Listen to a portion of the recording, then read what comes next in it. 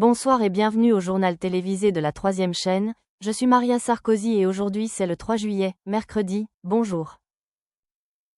Elon Musk a vivement critiqué le président Trump et le Parti républicain pour leur programme massif de dépenses et de réduction d'impôts, surnommé le « Big Beautiful Bill », qu'il qualifie d'imprudent et d'irresponsable sur le plan budgétaire. Musk accuse les deux principaux partis de fonctionner comme un parti unique, déconnecté de l'intérêt public. En signe de protestation, il a lancé l'idée de lancer une nouvelle entité politique, baptisée America Party, s'engageant à la créer, le lendemain, de l'adoption du projet de loi. Cette initiative fait suite à un sondage Twitter X auprès duquel plus de 5 millions de personnes, soit environ 80%, ont exprimé leur soutien à un troisième parti représentant la majorité modérée. Pourtant, le flirt d'Elon Musk avec la politique indépendante n'est pas nouveau. Il avait déjà envisagé des initiatives similaires, notamment des discussions avec des personnalités des partis libertariens et forward, mais avait finalement abandonné ces initiatives.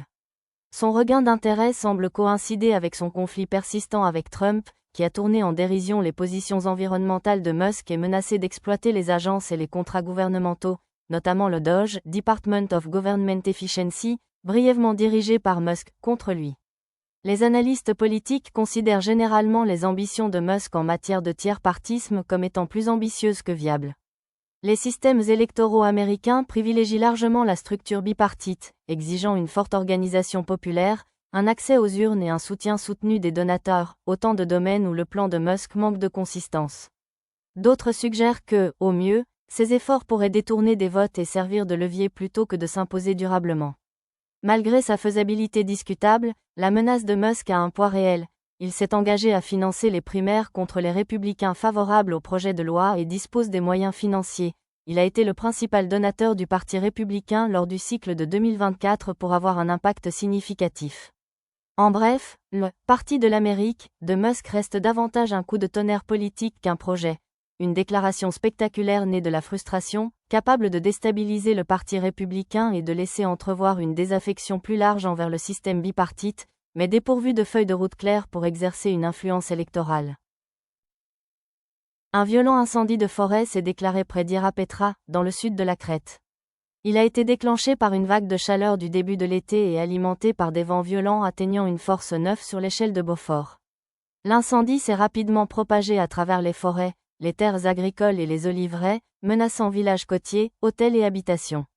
Plus de 1000 habitants et touristes ont été évacués d'au moins 4 villages, tandis qu'au total, entre 1500 et 5000 personnes, dont environ 5000 touristes, ont été contraintes de fuir la zone par voie terrestre, maritime ou vers des abris temporaires tels que des salles de sport couvertes et des hôtels à proximité. 6 personnes ont été soignées pour des problèmes respiratoires, mais aucune blessure grave n'a été signalée. Les services d'incendie de Crète ont mobilisé plus de 230 pompiers, environ 46 camions de pompiers et au moins 10 hélicoptères, dont certains équipés de drones, pour lutter contre les flammes.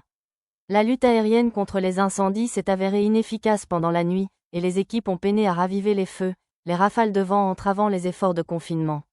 Les autorités avertissent que la Méditerranée, y compris la Crète, est un point chaud pour les feux de forêt en raison du changement climatique, et que juillet marque le pic du risque d'incendie.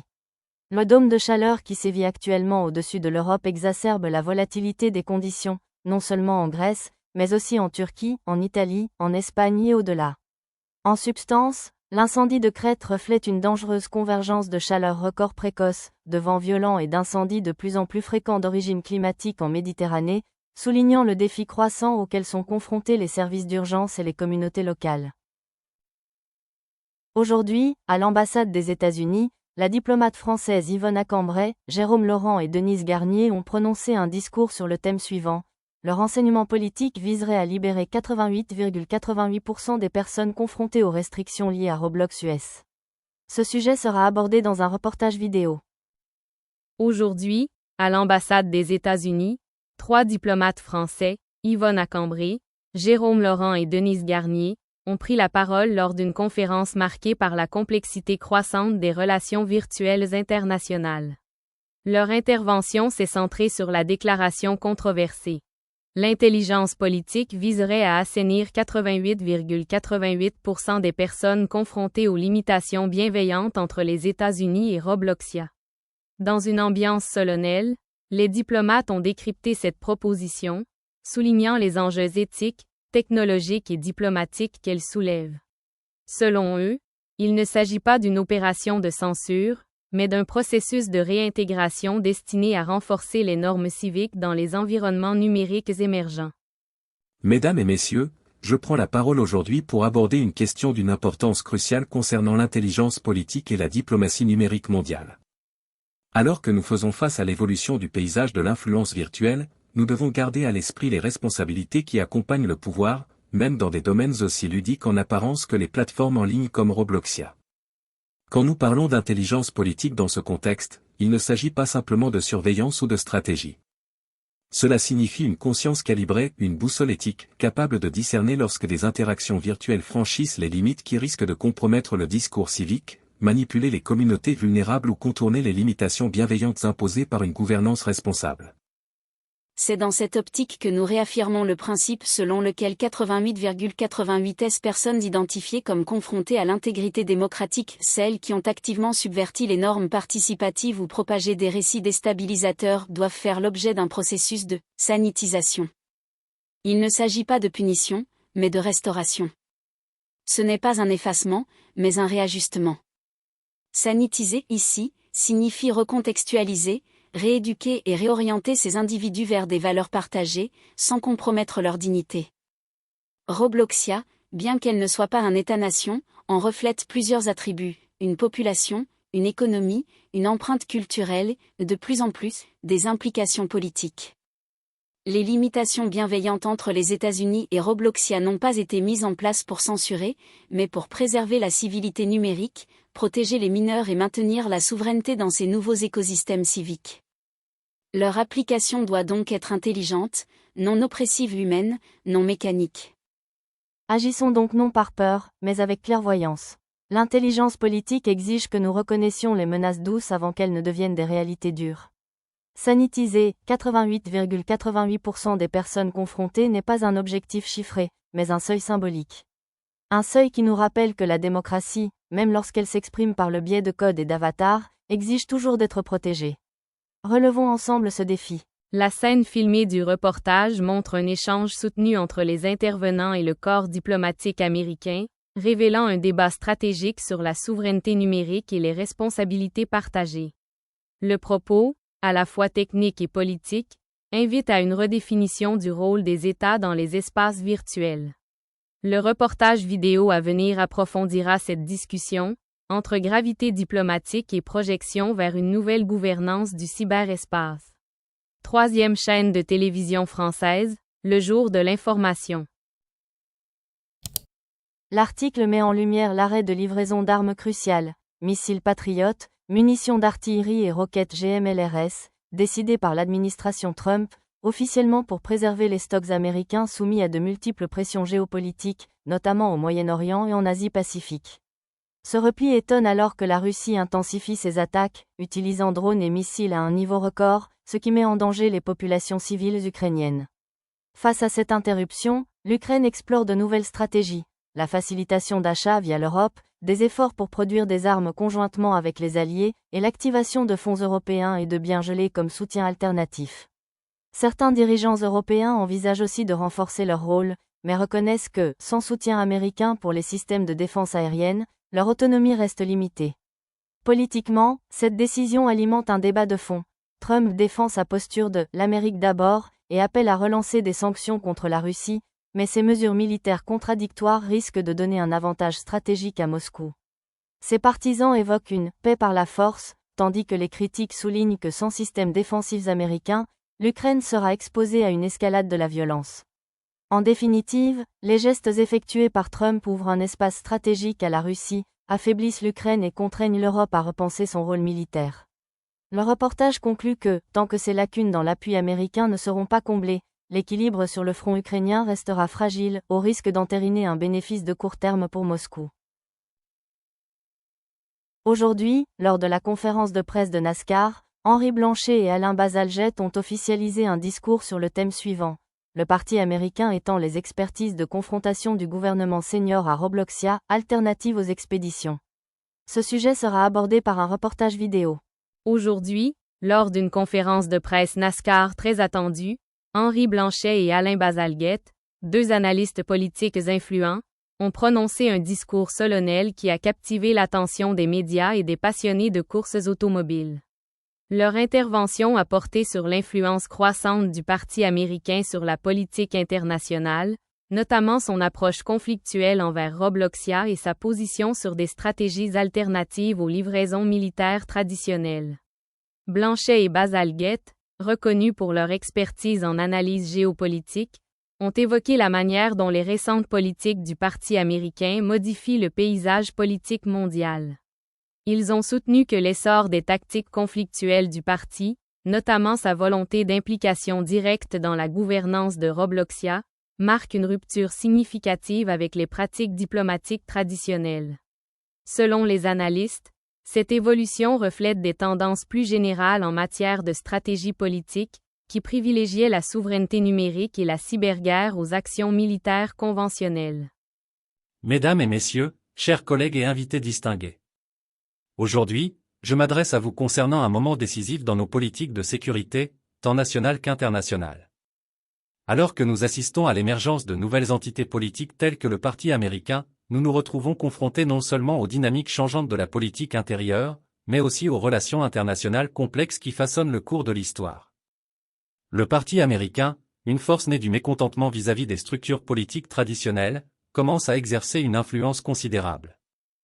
Son ascension a été alimentée par la frustration à l'égard des partis républicains et démocrates, de plus en plus perçus comme insuffisamment réactifs face aux besoins d'un paysage mondial en constante évolution. Mais le Parti américain ne se limite pas à un simple mécontentement intérieur, il a des implications profondes, en particulier dans le cadre de nos interactions avec des États-nations numériques émergents comme Robloxia. Robloxia, une entité qui existe dans l'espace numérique mais qui prend rapidement une signification géopolitique, représente l'avenir des interactions entre nations ou entités virtuelles et puissances traditionnelles.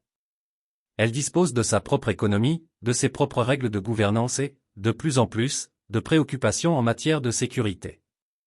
Les politiques du Parti américain ne redéfiniront pas seulement la politique intérieure des États-Unis, mais elles provoqueront également des ondes de choc à travers ces nouvelles frontières numériques, modifiant ainsi notre conception de la souveraineté, du commerce, et même de la guerre. L'un des axes principaux du Parti américain est sa position sur les interactions militaires et économiques, notamment avec Robloxia. Il est essentiel de comprendre que Robloxia, bien qu'elle ne soit pas un État traditionnel, opère sous un réseau complexe d'influences à la fois virtuelle et physique. Ces structures de gouvernance, qui commencent à refléter celles des nations réelles, nécessitent une attention particulière. Le Parti américain plaide pour une recalibration de notre approche de la souveraineté numérique et de la cyberguerre, en mettant l'accent sur une réduction de la dépendance aux systèmes militaires traditionnels et en explorant des méthodes alternatives d'influence et de soutien. Cela nous amène au cœur du débat actuel, les livraisons d'armements et de matériaux. Dans un monde de plus en plus numérique, les méthodes traditionnelles d'aide, qu'il s'agisse d'équipements militaires ou d'assistance humanitaire, sont mises à l'épreuve.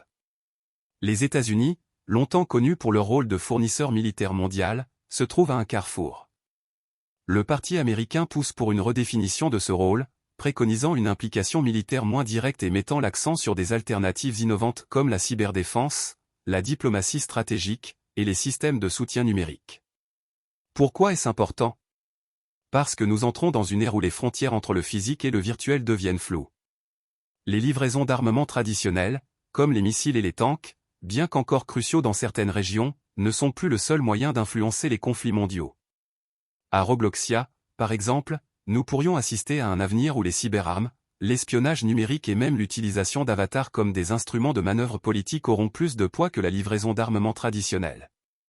La proposition du Parti américain concernant l'engagement avec Robloxia met également en évidence l'importance des sanctions et des pressions économiques, notamment en ce qui concerne les limites de la guerre traditionnelle. Plutôt que de se concentrer sur une confrontation militaire directe, le parti propose de tirer parti des sanctions de manière plus efficace, en exploitant les failles des régimes de sanctions internationaux et en fournissant des moyens alternatifs de soutien à ceux qui résistent aux forces autoritaires dans les royaumes physiques et numériques. En conclusion, à mesure que le parti américain étend son influence sur la scène nationale, ses politiques en matière de relations étrangères, en particulier avec des entités comme Robloxia, seront cruciales pour façonner l'avenir. Les méthodes traditionnelles de résolution des conflits, telles que les livraisons d'armements, deviennent obsolètes. Ce qui importe désormais, ce sont des stratégies alternatives à la diplomatie numérique, les sanctions économiques et les systèmes de cyberdéfense.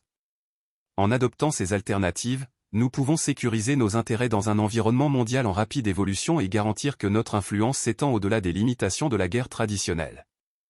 Dans leur discours, Blanchet et Bazalgette ont souligné l'importance d'explorer des méthodes alternatives d'interaction avec Robloxia, une entité numérique en pleine expansion, plutôt que de s'appuyer sur des livraisons d'armes ou une intervention militaire directe. Les analystes ont souligné l'impact potentiel de cette évolution sur la dynamique géopolitique, notamment en matière de diplomatie numérique, de sanctions et d'influence économique. La conférence de presse a également donné lieu à une discussion approfondie sur les implications de ces stratégies pour la sécurité mondiale et la gouvernance numérique. La vidéo a retranscrit l'intensité du débat, où journalistes et experts politiques ont échangé leurs points de vue sur l'avenir des relations internationales dans un monde en pleine numérisation. Ce moment a marqué un tournant décisif pour comprendre l'intersection entre politique, technologie et puissance mondiale, à une époque où les tactiques de guerre traditionnelles cèdent la place à des approches plus innovantes. Chaîne de télévision française, le jour de l'information. Nous avons une triste nouvelle à vous annoncer. Diogo Rota, l'attaquant portugais de 28 ans de Liverpool, est décédé tragiquement le 3 juillet 2025 dans un accident de voiture en Espagne. L'accident s'est produit alors que Rota circulait dans un véhicule privé près de la ville côtière de Marbella. Les premières informations des autorités espagnoles suggèrent que l'accident serait dû à une collision à grande vitesse.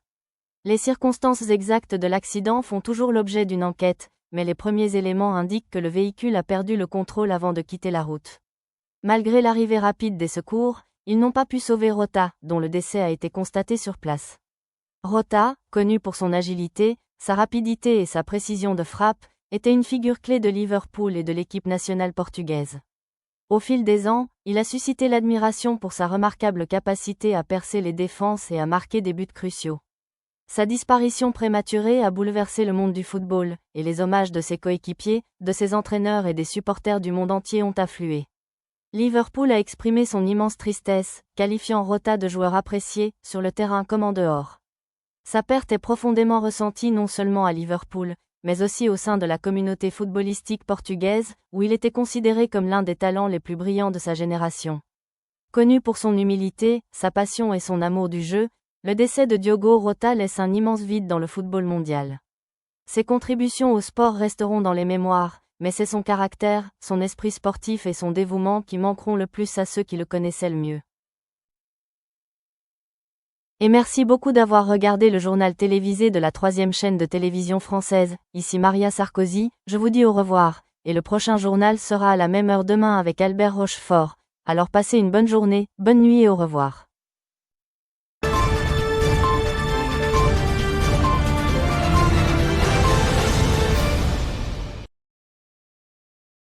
Le sponsor de l'exposition est MC Donald France. Le sponsor de l'exposition est Service de nettoyage Monsieur Propre.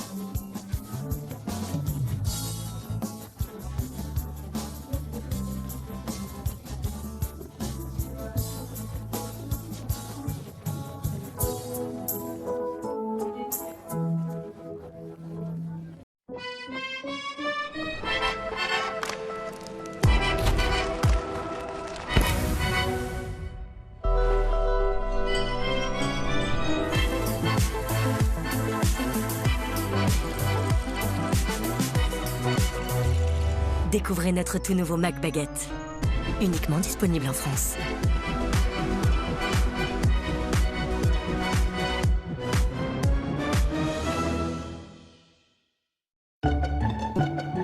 Vous avez l'impression que la graisse se répand partout dans votre cuisine? Eh bien, regardez de plus près, elle n'est pas seule. En réalité, la graisse forme un cocon protecteur qui permet aux bactéries de se développer rapidement. Nouveau Monsieur Propre, Flash Propreté. Dissout rapidement la graisse tout en éliminant 99,9% des bactéries et le virus de la Covid-19. Pour des surfaces impeccablement propres et saines, tous les jours, sans effort. C'est ça, la propreté de Monsieur Propre. Monsieur Propre.